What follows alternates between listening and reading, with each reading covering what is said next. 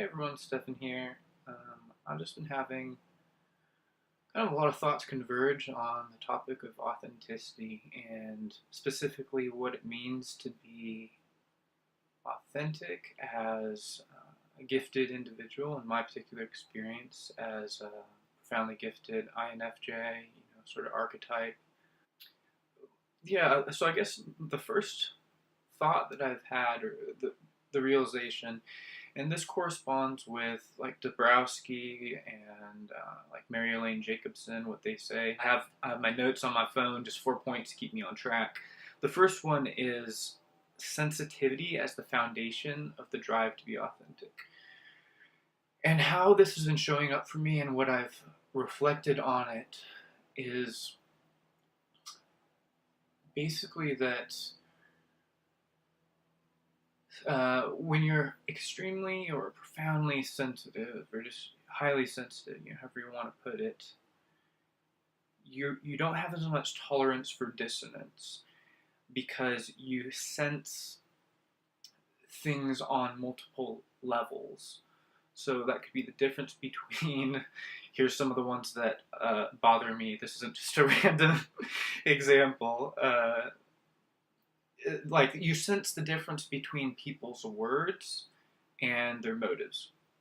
That's a really big one. So for me as a PG and INFJ person, I don't so much, and it was interesting when I first realized this or put it to words, but I don't so much, in a sense, the first thing I hear isn't people's words. It's like their energy or their consciousness or their motives. That's the first thing I pick up on. And I wasn't always like that in a sense. It's something that I've developed over time, and it's just sort of become natural or second nature to me, because what I found in my experience of seeking truth and meaning and being the particular type of person I am, I was always trying to get down to the root of things and understand what was the organizing principle that determined why things were happening. Why? And so in relationships, what I would find is that people's motives were more often the thing that determined what the outcome was of the situation, rather than necessarily what they said. A lot of the times what people say ends up being, in my experience, irrelevant. And I don't mean that in a sense of being distrustful or cynical. It's just a matter of being human, and so many of us humans we're split in multiple ways, and so what we think and what we say isn't always really aligned in very much self-awareness of what's actually going on. So that's where you get things like passive aggressive behaviors, or things like that, or sarcasm, or telling the truth through humor.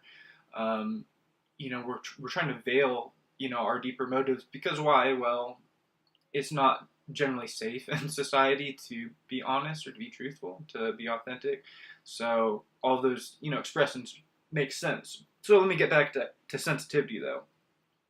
So a person that's more sensitive, is more self-aware, perhaps too, we might say, and emotionally intelligent. I'll speak for myself. It's harder to tolerate when the different levels that I'm picking up on don't make sense. And why this is crazy making, and why this is hard for me, and why it leads to a drive to be authentic, I think is because it's just sort of a crazy making thing when you see what's really going on, but the person you're with or the context you're in can't really acknowledge it, and they have major limitations to acknowledging it. So at that point, you kind of become split when you're a person that's perceiving what's happening on a deeper level.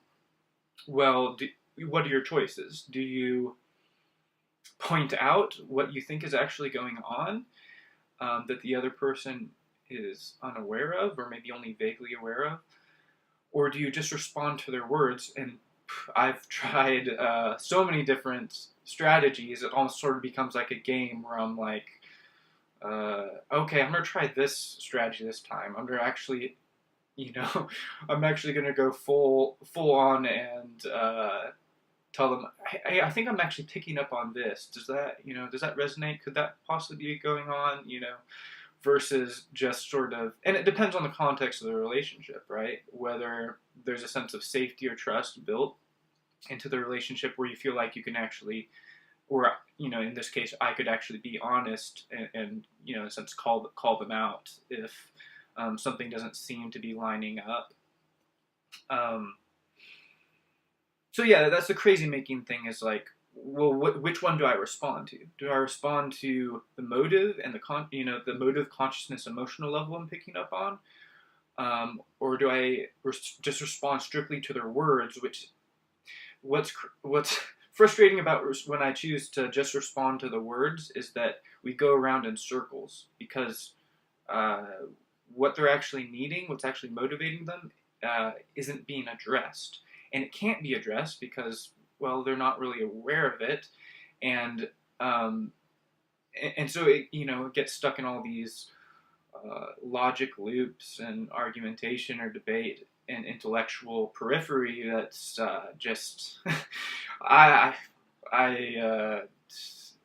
it's just, it feels like a waste of time for both people, I guess, and it's hard on me because I'm the type of person who, like, it's fine to be authentic. Like, I want you to be authentic. I'd rather connect on that level, but so many people don't know how to connect on that deeper level because, like I said before, we live in a society where it's not safe to tell the truth, and for various, multiple reasons.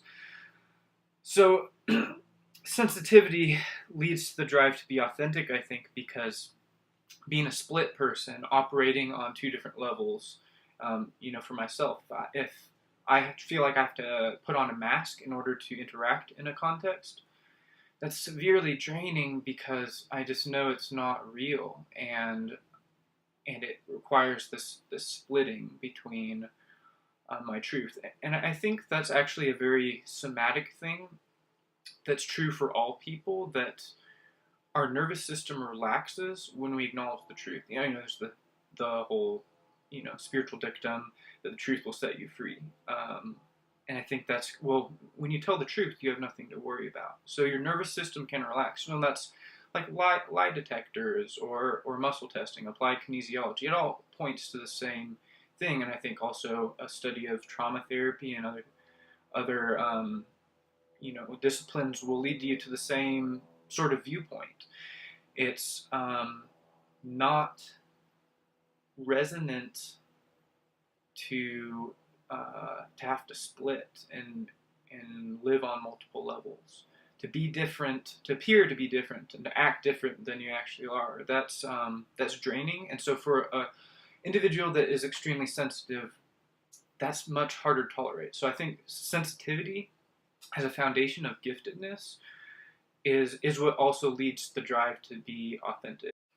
So this brings me to my second point, which is, or topic within this, which is my general experience with trying to be authentic, and that is mainly the main obstacle and the main challenge that I come up against, and the same experience that I have time and time again, is that of coming up against projection. According to Dr. Hawkins, Dr. David Hawkins, author, spiritual teacher, he says that projection is the basis of all war, of all violence, and I can see that on a broad level, and I think my experience interpersonally, I think corresponds with that. That the difficulty that I often have in relationships comes down to projection. So, what that actually is basically, so when you're really sensitive, then it's harder to split. It's harder to be neurotic, to live in those dualisms, and binaries, however you want to put it. I guess as a result of all of that, you're going to be driven to be more whole, to be more human. And we live in a society that is, again, that is neurotic and that requires us to strive for things like power, status, money, whatever it is, success, materialistic success usually. And those all require a suppression and a denial of more of the natural human spirit and expression. And so that's how society, in short, is neurotic and requires us to split and fragment. So being a person that's daring to be more authentic due to their sensitivity to the dissonance, of splitting, because of all of that, you're set up essentially to be a really big target for projection, because projection in the classic sense is that when we see in other people the traits that we deny within ourselves, the shadow. It's classic Jungian or transpersonal psychology, from my understanding.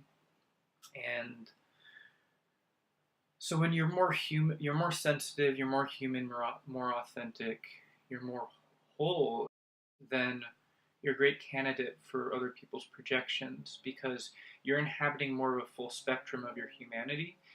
And a lot of sections of that spectrum of your humanity that you're going to inhabit is going to fall into the category pretty often of the things that other people are denying within themselves and are feeling like they have to hold down and they have to judge and suppress.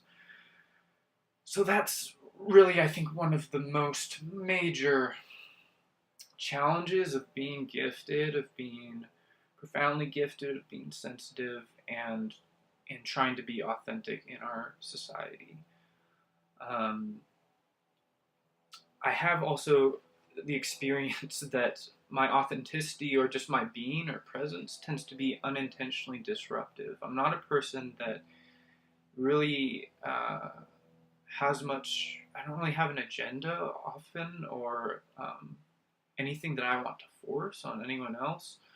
But I find that the funny thing is that my presence or my state of being alone tends to end up being experienced by others as disruptive. And I think my understanding is that it's because I'm existing on a level of wholeness or humanity or non-fragmentation, if you want to put it that way, that brings up in other people what they've suppressed and denied. So that's a very painful thing for me and for other people. And so I understand both sides of it, and I see people that maybe project onto me or reject me as a result.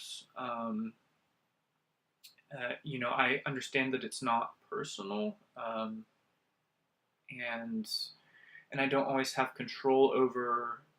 very much control over the outcome or their choice to do that or to see me in a certain light, based on their projection or what they're denying within themselves. Ultimately, I don't really have, much control over that, especially depending on how much history there is to the particular relationship, or, or how much rapport there is in it. I'm not trying to make waves.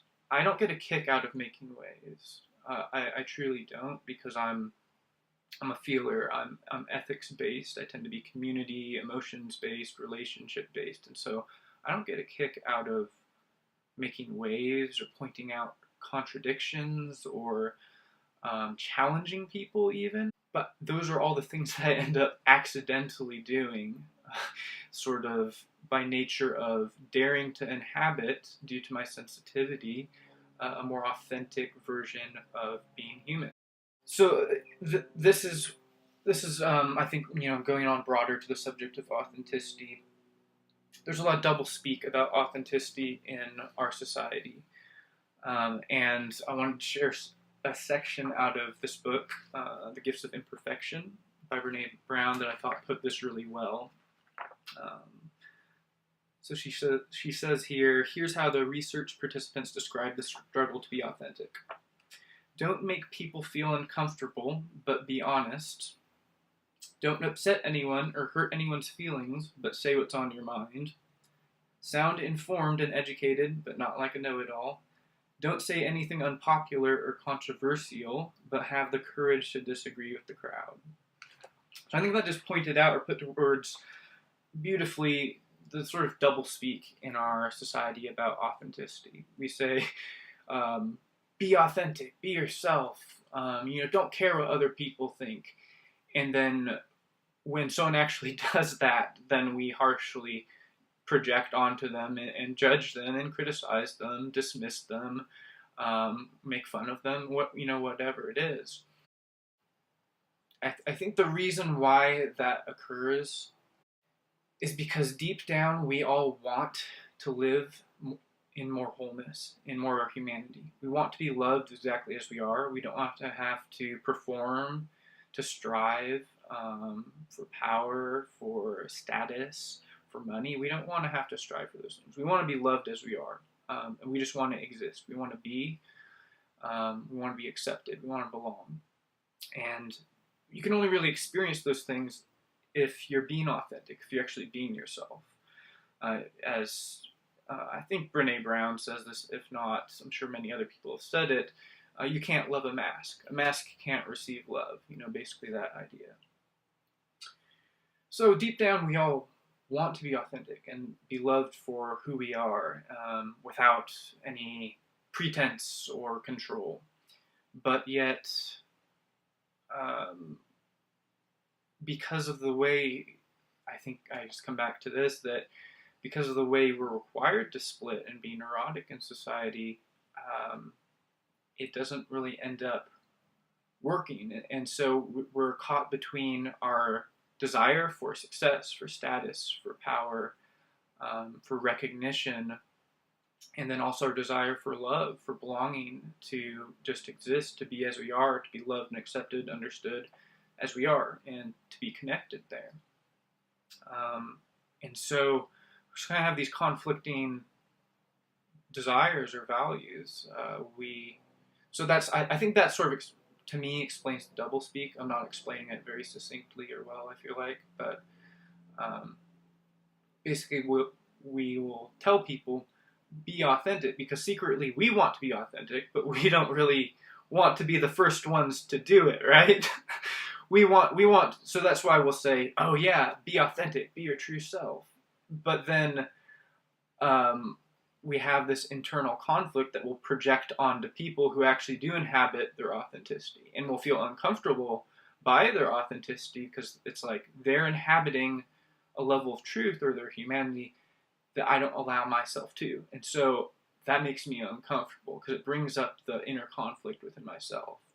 And so I think that's why we end up having this double standard or double speak around authenticity.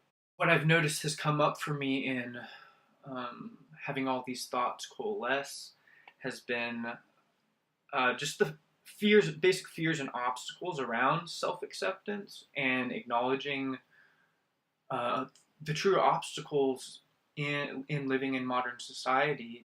I think that I've always been afraid of acknowledging some of these things is that I've wanted to blame myself for the suffering and the disconnection that I've experienced. And self-blame and self-judgment, you also could say shame, are adaptive responses, in the sense that when we blame ourselves and fault ourselves for the suffering that's occurring, we gain a sense of power or control over it. Whereas if the problem is out there, then that is much more intimidating, or it feels disempowering. So if the source or the cause of my suffering is the very structure of society, of my environment, of the world we live in, that's a much more hopeless picture, and one that's much more hard to acknowledge. than to simply say, maybe I haven't done enough inner work. Maybe I'm not spiritual enough. Maybe I have too many attachments.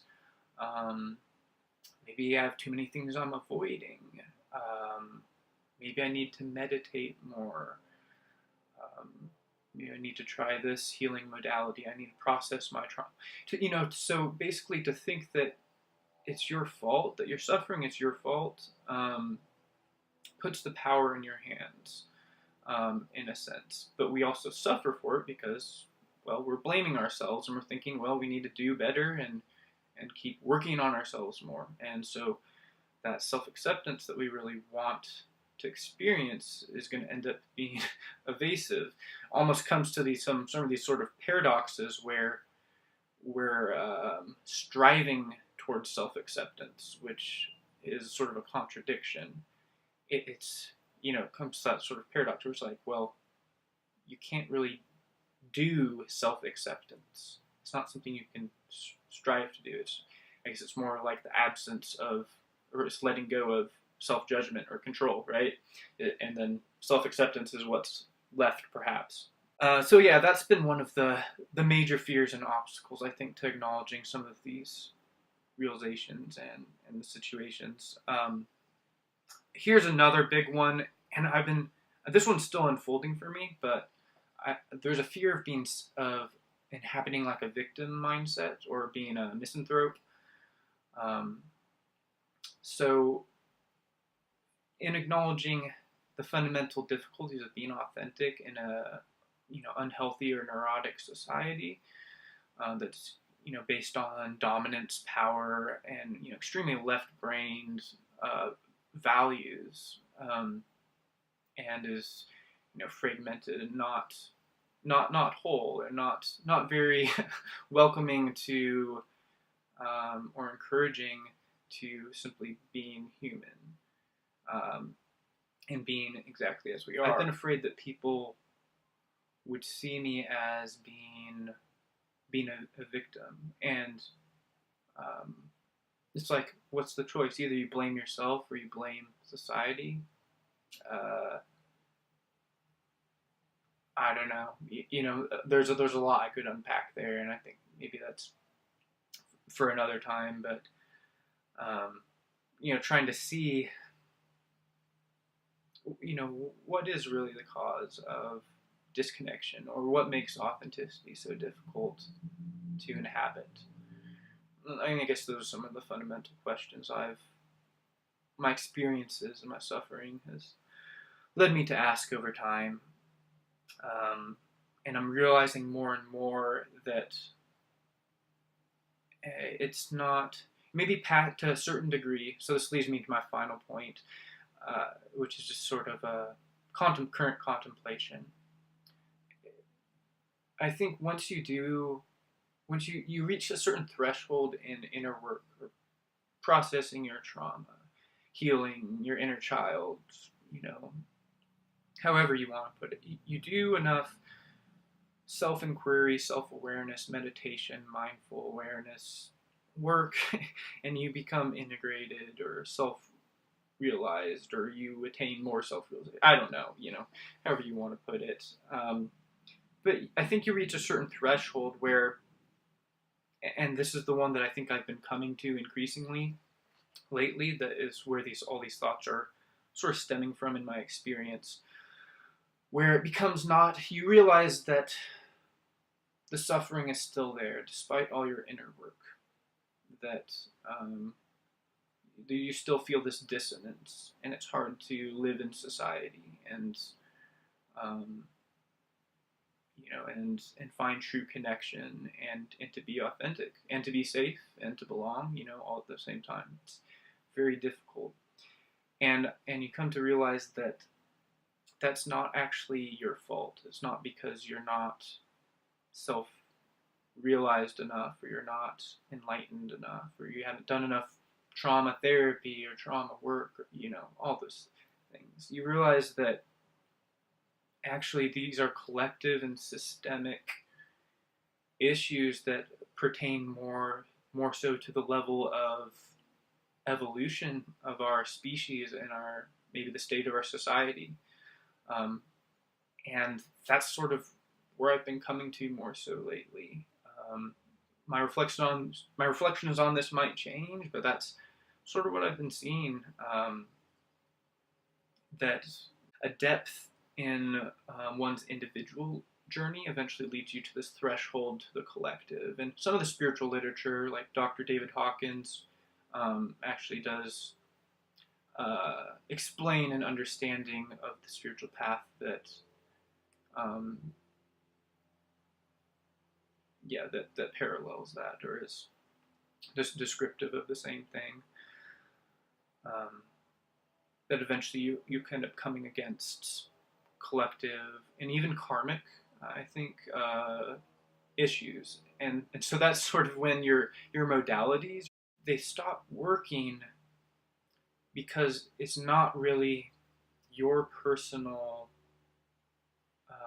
shortcomings or healing in a personal sense that is holding you back, or that is the source of your suffering. It ends up becoming much bigger, or you end up becoming confronted by sources that are much larger than your own individual experience necessarily.